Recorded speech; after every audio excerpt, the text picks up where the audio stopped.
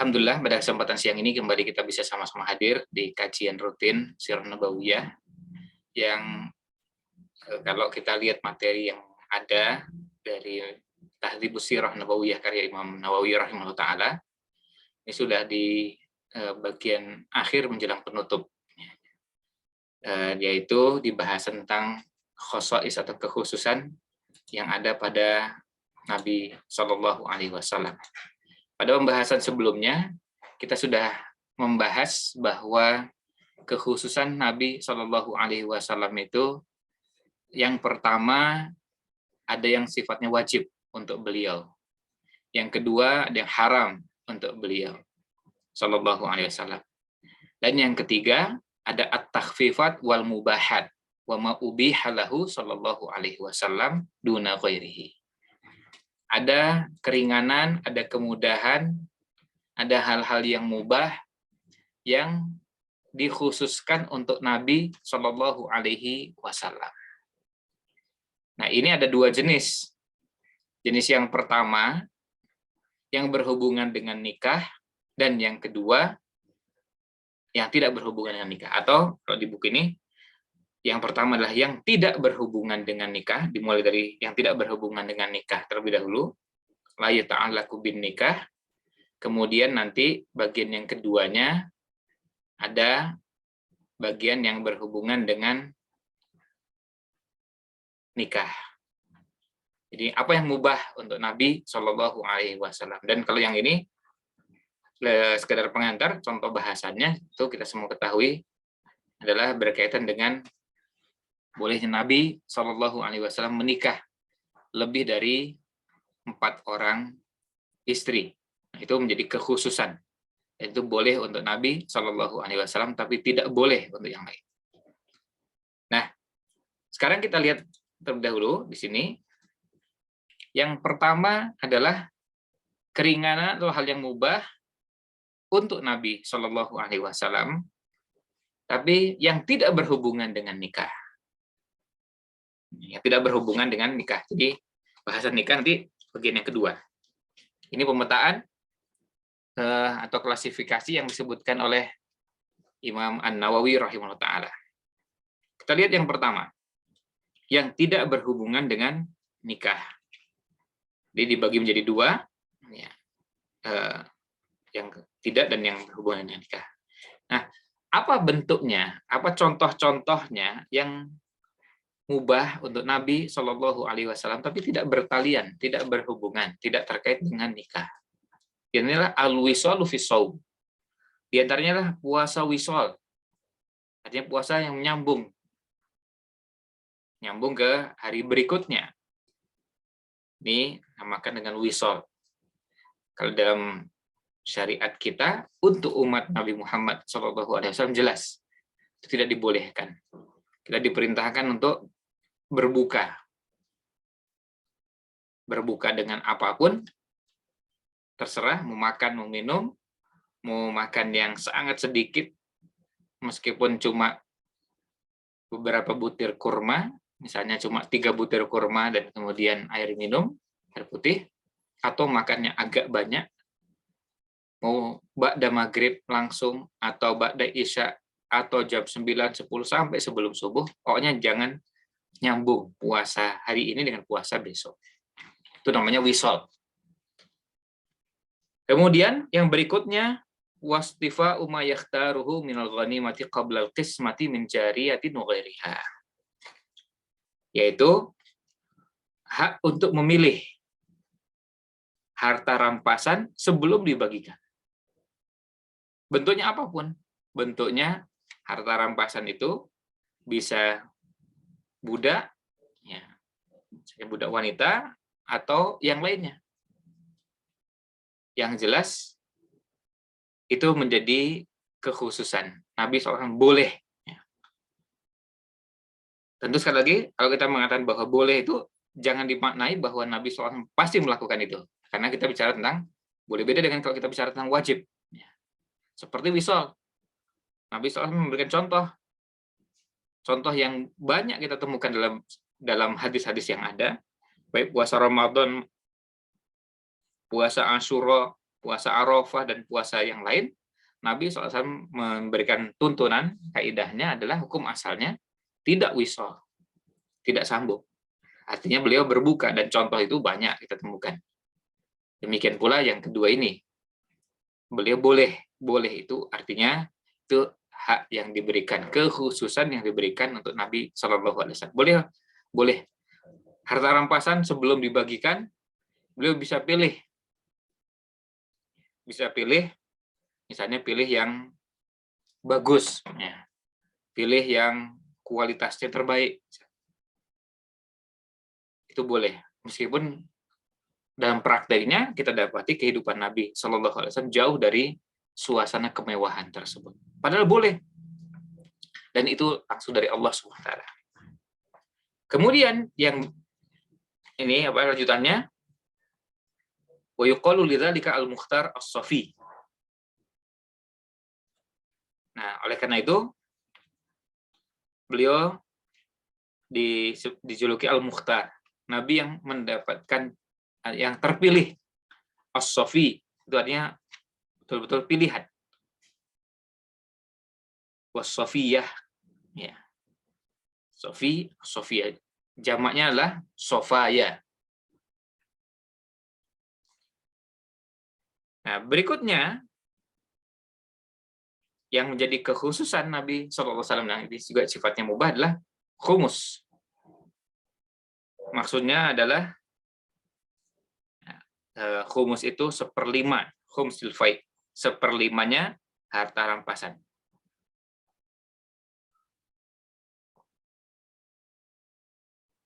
Atau 4/5 dari fai. Ini menjadi kekhususan. Yang menjadi kekhususan Nabi SAW. Beliau punya hak. Berikutnya, wadukhulu Makkah bila ihram. Masuk ke kota Makkah dengan tanpa ihram. Ini tentu bahasanya sangat kental nuansa fikihnya. Artinya orang yang masuk ke Mekah asalnya diberikan tuntunan untuk berihram. Kalau di luar musim haji ya umrah. Yang datang dari luar kota Mekah. Kasus-kasus tertentu bisa saja tidak ihram. Misalnya, ada orang yang memang pekerjaannya keluar masuk kota Mekah, dan itu aktivitas pekerjaannya menuntut seperti itu, bahkan bisa jadi harian. Misalnya, yang tinggalnya di luar kota Mekah, dan ada aktivitas di dalam kota Mekah, dan itu sifatnya harian. Kalau sekarang kita lihat kalau di kota Mekah, misalnya ke arah Jeddah, ya, nggak usah jauh ke Jeddahnya. Keluar kota Mekah sedikit, mungkin yang pernah umroh atau pernah haji, pernah mengunjungi Museum Al-Amudi, yang letaknya kalau dari kota Mekah menuju arah Jeddah, sebelah kanan jalan. Itu sudah keluar kota Mekah sedikit, atau setelah Al-Amudi tadi, setelah musim Al-Amudi, kira-kira misalnya 10 km atau 5 km dari situ, ya, kemudian aktivitasnya di kota Mekah, dan itu bolak-balik. Bahkan ada yang mondar-mandirnya atau bolak-baliknya sehari bisa berkali-kali. Nah, kita tidak bicara orang yang seperti itu pada kasus-kasus tertentu. Dengan pekerjaan yang menuntut keluar masuk, karena mengantar barang, misalnya keluar masuk mengantarkan barang, pekerjaannya seperti itu, atau kondisi yang lain yang khusus. Tetapi yang umum, seperti kita misalnya, kita nggak bisa dengan leluasa kita dari luar kota Mekah, misalnya tinggal di Madinah atau tinggal di Indonesia, masuk kota Mekah terus nggak ihram. Padahal masuknya juga jarang-jarang. Ya, pekerjaannya bukan orang yang bekerja mondar-mandir. Nah, maka kita diberikan tuntunan untuk berihram. Kemudian wa ibahatul qitali fiha sa'at dakhalaha yaumul fath. Dan bolehnya berperang di Mekah ini pada hari penaklukan Fathu Makkah. Ini diizinkan oleh Nabi oleh Allah SWT kepada nabinya Muhammad SAW. Berikutnya lagi yang mubah untuk beliau, walahu ayyaqdiya bi'ilmihi. Beliau berhak untuk memutuskan dengan ilmunya. Wa fi ghairihi khilafun. Sementara untuk selain beliau, selain Nabi SAW, ada perbedaan pendapat di kalangan ulama, ada yang mengatakan boleh dan ada yang tidak. Kemudian kata Imam Nawawi yang berikutnya wa yahkumu li nafsihi wa waldihi. Dan berhak untuk memutuskan perkara, ya tadi dengan ilmunya, sekarang memutuskan perkara untuk dirinya sendiri dan untuk anaknya. Ya, biasanya kalau kita bicara tentang keputusan hukum, ada pihak lain yang memutuskan, orang lain, bukan dirinya. Tapi Nabi SAW dengan kelebihannya sebagai orang yang bijak, boleh memutuskan yang tidak diberikan kepada yang lain. Kenapa yang lain tidak diizinkan? Salah satu pertimbangan yang paling penting adalah, dan itu biasa kita dengar, itu bias kepentingan atau konflik kepentingan. Karena yang diputuskan adalah dirinya sendiri atau anaknya. Sehingga apa? Tidak bisa memutuskan dengan adil karena apa? Karena yang melakukan anaknya. Kalau orang lain dihukum, tapi kalau anaknya sendiri nggak dihukum. Orang lain nggak boleh, tapi anaknya boleh. Ini kan contoh pemimpin yang tidak adil. Sementara Nabi Muhammad SAW sampai anaknya sendiri, kalau seandainya putrinya, lau anna Fatimata ibnata Muhammadin sarqat laqata'tu yadaha. Kalau seandainya Fatimah putrinya Nabi SAW mencuri, saya potong tangannya. Ini keputusan hukumnya tetap diberikan meskipun kepada putrinya sendiri. Itu yang beliau miliki. Sementara kalau yang lain tidak diizinkan. Ya tentu contoh di muka bumi ini, contoh pemimpin yang susah memberikan atau membuat keputusan terhadap dirinya atau terhadap keluarganya dengan keputusan yang sama, yang adil, seperti memutuskan kepada yang lain, ya banyak untuk diangkat. Artinya contoh penguasa, contoh pemimpin, contoh orang yang mendapatkan amanah kepemimpinan, sulit untuk bisa adil terhadap anaknya sendiri. Ini contoh itu tidak cuma 1-2. Dan itu bisa berlangsung terus sampai zaman kita sekarang. Dan contohnya dengan sangat terang benderang. Ini contoh ketidakadilan tersebut. Contoh bahwa kalau anak orang lain nggak boleh, kalau anaknya sendiri boleh. Ya. Berarti kan sudah tidak adil. Atau sebaliknya. Nah, ini yang terkait dengan memberikan hukum. Wa yashhadu li nafsihi wa waladihi. Dan menjadi saksi untuk dirinya sendiri dan anaknya. Nah, itu juga menjadi kekhususan Nabi SAW.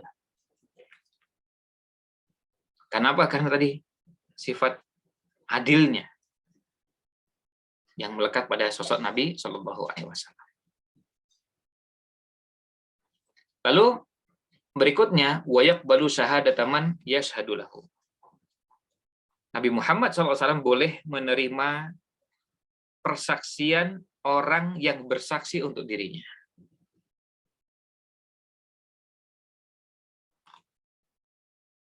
Kemudian, wa yuhyil mawata li nafsihi.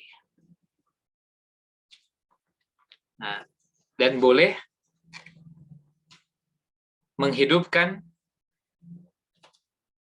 lahan atau tanah yang sudah mati itu untuk dirinya. maksudnya mengolah. Hidupkan itu artinya mengolah tanah yang sudah mati. Dan itu untuk dirinya.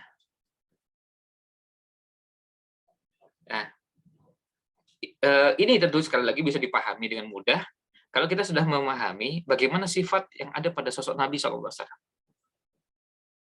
Jadi kita melihat kalau itu muncul pada orang lain, kita langsung akan bertanya-tanya, wah kalau gini bisa nggak adil ini? Bisa ada peluang atau potensi penyimpangan. Kita bisa mengatakan itu kalau kepada sosok selain Nabi Muhammad SAW. Karena apa? Potensi itu ada, dan contoh-contoh itu banyak. Sementara Nabi SAW dengan potensi, kalau dianggap itu potensi, untuk melakukan penyimpangan, itu tidak ada.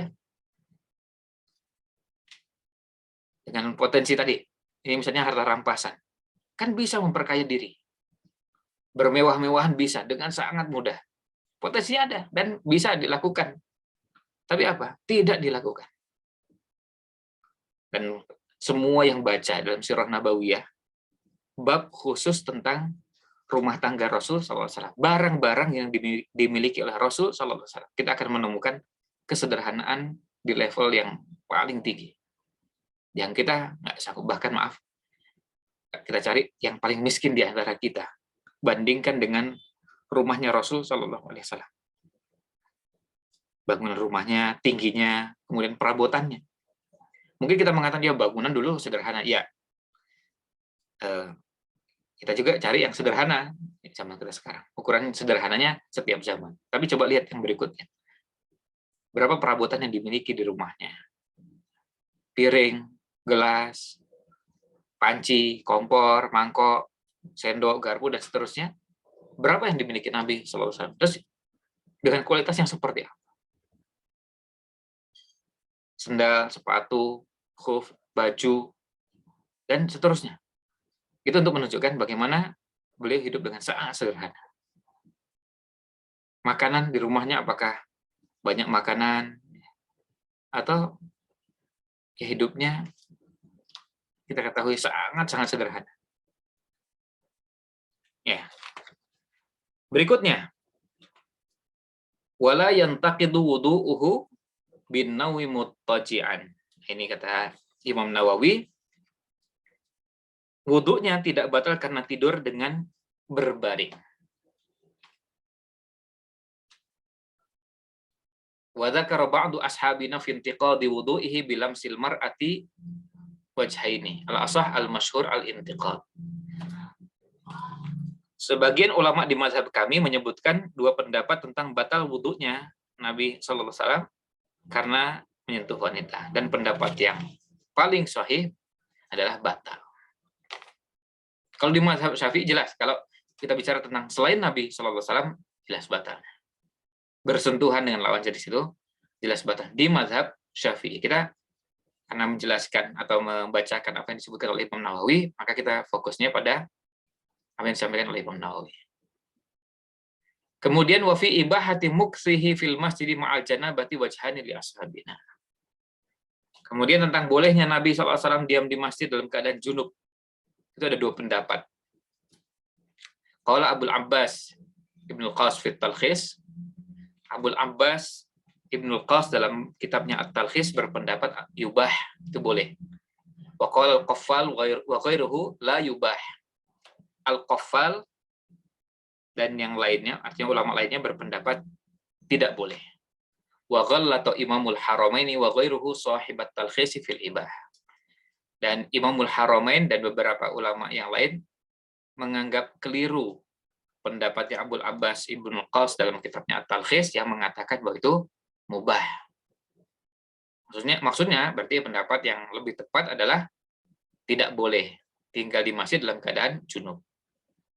Wa qad yuhtaju lil ibahati bi hadis Atiyah an Abi Sa'id. Tentang kebolehannya ini berhujjah dengan hadis Atiyah dari Abu Sa'id. Qala, beliau mengatakan, qala Nabi sallallahu alaihi wasallam, Nabi sallallahu alaihi wasallam bersabda, ya Ali, la yahillu li ahadin yajnubu fi hadzal masjidi ghairi wa ghairika. ya Ali, atau wahai Ali, tidak halal bagi seorang pun yang junub berada di masjid ini selain aku dan engkau. Dan artinya selain saya dan dirimu. Imam Tirmidzi mengatakan ada hadisun hasan.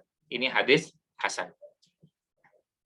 Ini di sini dengan jelas menyebutkan Nabi Shallallahu Alaihi Wasallam dan Ali bin Abi Thalib. Berarti kekhususan.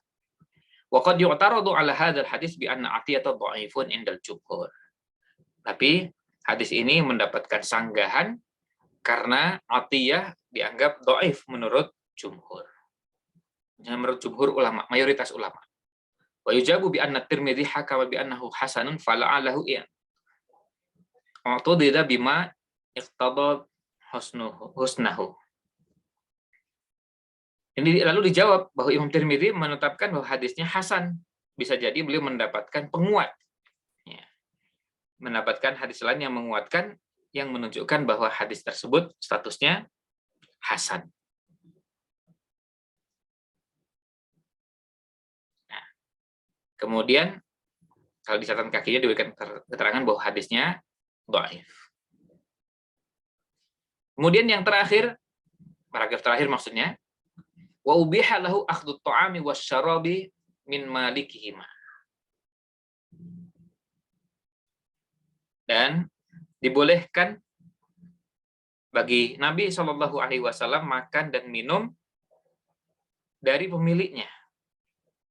Al-muhtaji ilaihima idza ihtaja huwa. Dari pemiliknya yang membutuhkannya jika Nabi SAW membutuhkan hal tersebut. Idza ihtaja huwa sallallahu alaihi wasallam ilaihima. Jika Nabi SAW memerlukan. Jadi boleh mengambil makanan, boleh mengambil minuman dari pemiliknya kalau Nabi SAW memerlukannya.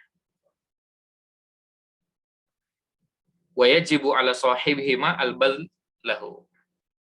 Dan wajib bagi pemiliknya untuk menyerahkan, memberikan dengan kerelaan kepada Nabi Shallallahu Alaihi Wasallam. Wasiyanati mahjatihi, dan menjaga mahjatihi Shallallahu Alaihi Wasallam, menjaga Nabi mahjatihi, menjaga kewibawaannya, menjaga kehormatan. Qala Allah Ta'ala, an-nabiyyu aula bil mu'minina min anfusihim. Allah Ta'ala berfirman, Nabi SAW itu lebih utama dari orang-orang beriman. Dari diri-diri orang beriman sendiri. Nah, lihat keterangannya. Kata Imam Nawawi, ini poinnya, tadi kita sampaikan. Ini boleh dilakukan, tetapi tidak dilakukan. Yang seandainya dilakukan, seandainya itu diberikan kepada selain Nabi SAW, potensi untuk melakukan kezaliman itu ada. Tapi Nabi SAW tidak melakukannya. Coba lihat di sini. Wa'lam anna mu'zama hadhil mubahat lam yaf'alha sallallahu alaihi wasallam. Ketahuilah bahwa mayoritas hal-hal yang mubah ini tidak dikerjakan oleh Nabi sallallahu alaihi wasallam. Tidak dikerjakan oleh Nabi sallallahu alaihi wasallam.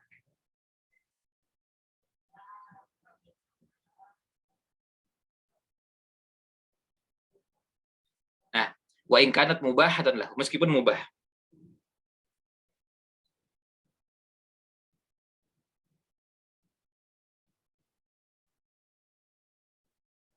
Nah, meskipun mubah, wallahu a'lam.